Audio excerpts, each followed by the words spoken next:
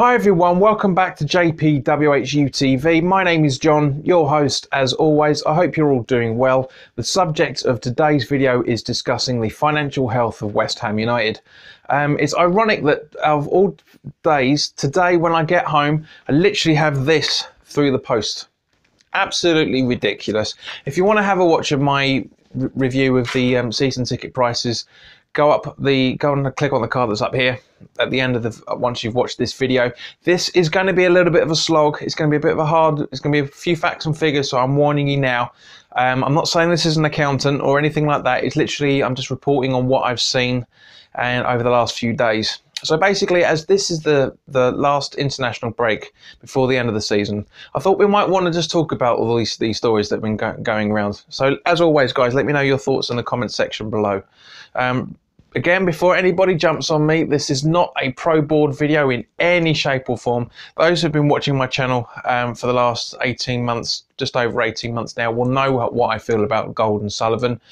I've criticised them when it's needed to be criticised quite heavily, and I've also praised them when it's needed to be praised as well. So I'm going to try and do this as balanced as possible, but also at the same point still put over my opinions as a season ticket holder and a fourth generation supporter. Right, so let's get cracking, shall we? Because as I say, it might be a bit of a hard slog.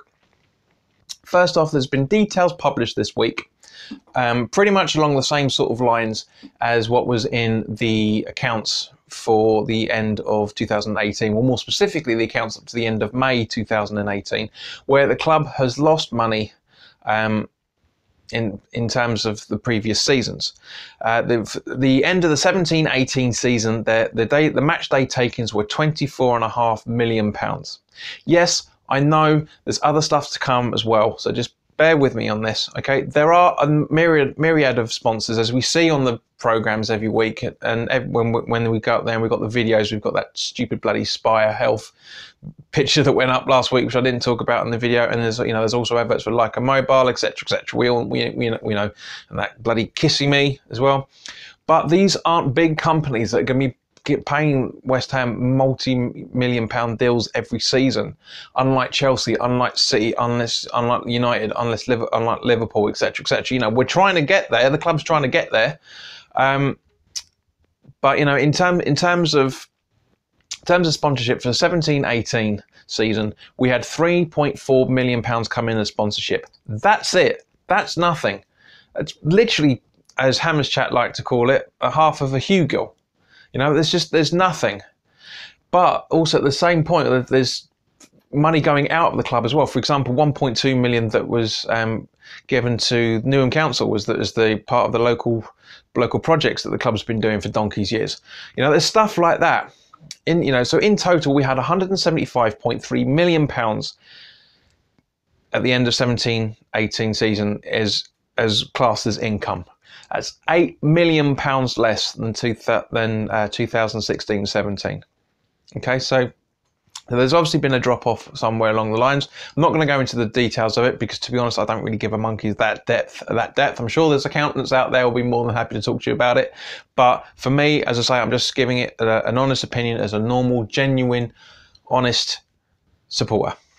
Right, so we had £103 million in spending of the new players and Pellegrini and his backroom staff. Okay, so basically, there's the £72 million difference will be not just going on wages. There's also money going back to Gold and Sullivan for their interest that they put into the club on the money that they loaned the club a few years back. Not only that, there's going to be wages for staff, and that's literally everybody from the cleaner to the kitchen staff. The people that are on the switchboard for the 1966 number, the people that they employ in the shops. Loads of people, a lot more than we actually think about. And also the loans separately that was taken out. I think it was about 15 or 20 million pounds taken out at the start of this season. So the club is quite tight in terms of budget. I mean, when I know everyone thinks of a Premier League and we've got You know, we've got these guys sponsoring them, you know, Betway, and there's loads of other sponsorship, but they don't really get a lot of sponsorship money coming in, as I said, in comparison to the bigger clubs where we're trying to finish with. You know, it's not a viable option. You know, just to go into a bit more detail, right? The money made this season, sorry, the end of 17-18 season, was the lowest in 3 years. Even lower than when the last season when we were playing at the bowling ground, hence this shirt. You know, there's also reports that it was basically that was reported of £33 million profit. You know, just half of the 16, just over half of 16-17 season, where that was a whopping £65 million. Reason why is, as I say, is because of the salaries we've been paying, the spending we've been doing for you know, literally everything. So, and there's also reports coming out that there could be a reduction in profits over the next few more seasons as well, because of the reduced in revenue. And this is one of the reasons why. This has happened. For example, from January to April, we saw some horrible football. I mean, you know, we can remember, remember the end of the, remember the Burnley game round about this time last season, that caused such havoc in the news and in the background of West Ham as well. You know, so there's a lot of stuff, and not just that. You know, it'd be interesting to see what comes out in the reports in the next few weeks as well about the spending, how much impact that's taken. You know, don't get me wrong, I've said in previous videos, and as I said in the roundup video of the summer spending, you know, it's been a long time coming that we should be spending over £100 million as supporters, because we only want the best for our club. But this is the problem, okay? Basically, as I say, it's a lot of the wages, Arnautovic, his wages before the January boost that he got given, Anderson's wages, the increase in Declan Rice's wages that was given in 2018 as well. That, you know, those are going to hit our profits as terms of a club, and that's going to hit the amount of money that we've got available. And as I say, I'm not doing this. I'm not in any way affiliated with the club in any shape or form. I'm not on their payroll at all. It's just literally I'm reporting things as literally as I see them, and understanding that as a supporter. Now, this is the problem, right? Where do we draw the line? Because we know what we've been through over the last few years. The Icelandic crash didn't help, but you think about the wages that we were paying around that time.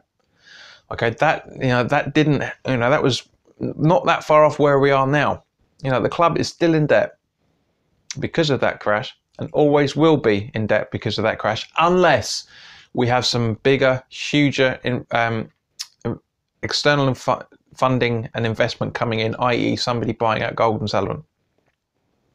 Okay, so as I say, so where do we draw the line? I genuinely want to know what you think on this, people. I really, really do. We've got two options on this, from what I can see. Do we accept mediocrity for the next few seasons to balance the books, get rid of the debts, and we average around mid-table, lower half of the table? Or do we pay hand over fist and risk to struggle the bills again in pursuit of seventh?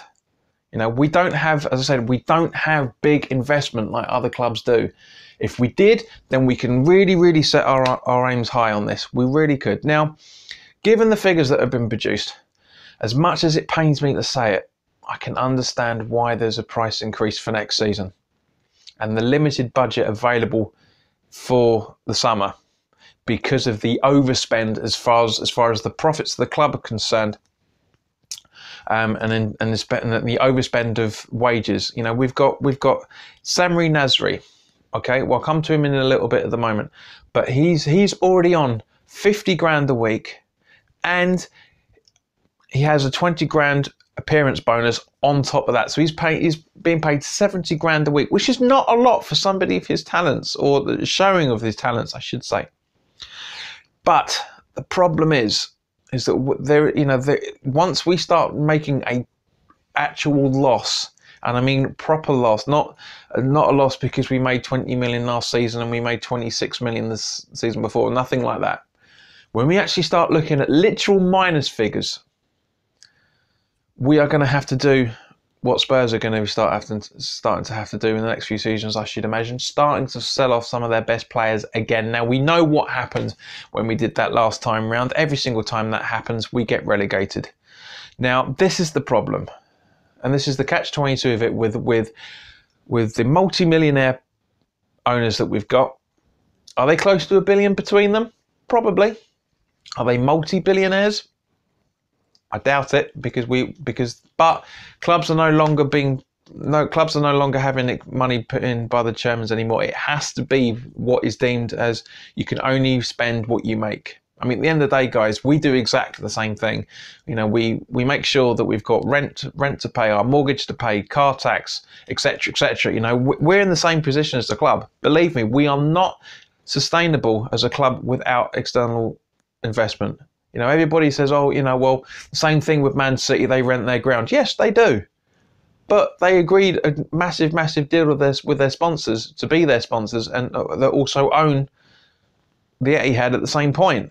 You know, we're not in that position. We can't be focusing, in my opinion, we can't be focusing on finishing in a position where it's just not tenable. It's just not going to happen as much as I love the club. As I say, guys, I love this club. This is my 4th generation supporter here. You know, this West Ham means everything to me. It really, really does. Though I hate it when we lose. I love it when we win. You know, I show my support in every way, and everybody shows their own support in their own little way as well. There will be a video coming up in the weekend about all this stuff about how people have been silly for showing their support in the way they've been doing, both rightly and wrongly. So look, keep an eye out for that. But as I say, turning to this now, as I say, it's just the club isn't as well off as everybody thinks it is. You know, this is just me looking at the West Ham accounts and a few other little bits and pieces that have been floating around the last few days. You can find it anywhere. You can literally go onto the website and look at their account statements from 2012 to 2017. Right, and you know, and likewise, you know, in May, June time, end of May, beginning of June time, that accounts will be published as well. Well, no, probably December this year. That the accounts for the 17-18 season will be 18-19 season will be published, and then then I'm more than happy to do a video again to discuss that. You know, to see if I was right in terms of the way things are going. But as it stands, at the available information at the moment, West Ham is not making as much money as it used to at the Boleyn. Simple as that. Reason being, it's got nothing to do with the move at all. It's down to the fact that the first season and the third season at the Olympic Stadium, we spent massive amounts. Not huge in terms of the first season, you know, but we bought 12 players in. We spent about, 70 or 80 million, I think, give or take. You know, there was a few loans, a few freebies, etc., etc. But this time round, we've gone out gung-ho, and it's really, really hitting the pay packet by the looks of it in terms of what's available for this coming season. And we all saw this coming. You know, I can't believe there's anybody out there that didn't see this coming. But, you know, as I say, guys, you know, just so that's my thoughts on the accounts. I just want to talk about something else that came up, which is roughly linked into the same thing. If we are to sign Samir Nasri next season, he wants 70 grand a week, from what I'm understanding, plus 20,000 appearance bonus still. Which, as I said earlier, when we're talking about it, it's not that unreasonable given how good the guy is as a footballer. You know, I was hesitant about it, but you know, he is showing the glimpses of the Samir Nasri that we saw, especially at Arsenal and a few times at City as well. So you know, it's there. One thing that will definitely help our transfer budget in the summer is getting rid of Arnautovic, getting that 120 grand a week that he's on off the books, getting Carroll off the books as a free agent. You know, that in itself will save us over 210,000 pounds a week. Now you think about how much that is for. That's at least what used to be known as an average signing. You know, that's 3 million. we can save to put in the kitty. Not a lot, especially with the football prices nowadays. But anyway, guys, thank you very much for your time. As I say, I know it's been a slog watching this, and it's a bit of a boring thing, but I'm hoping I've been able to enlighten you guys in terms of what's going on with the pay packets and why the transfer budget is going to be the way that it is looking to be before player sales have taken place. If you're new around here and you like what I'm doing, please hit the subscribe button and hit the notification bell so you get first dibs on all of the videos. By all means, as I said, guys, throughout this entire video, put your comments in the comment section below. I want to know your thoughts on all of this. And also, if you like the video and you feel I deserve it, by all means, please click the like button, and please also share this video with anybody that you feel may want to watch it. If you want to contact me on social media, then by all means tweet me. I'm on Twitter at JPWHUTV. I'm on Facebook. There's a Facebook group and a page for the channel. Again, the username is at JPWHUTV. And also there is an account on fanvibe.com, which is at JPWHUTV. So you can reach me on 3 different social media platforms. So in the meantime, guys, thank you very much for your time. Enjoy the rest of your week, and I will see you at some point over the weekend for the other video where I want to talk about how people are questioning supporters' loyalties. So keep an eye out for that. In the meantime, guys, take care, and I'll see you soon.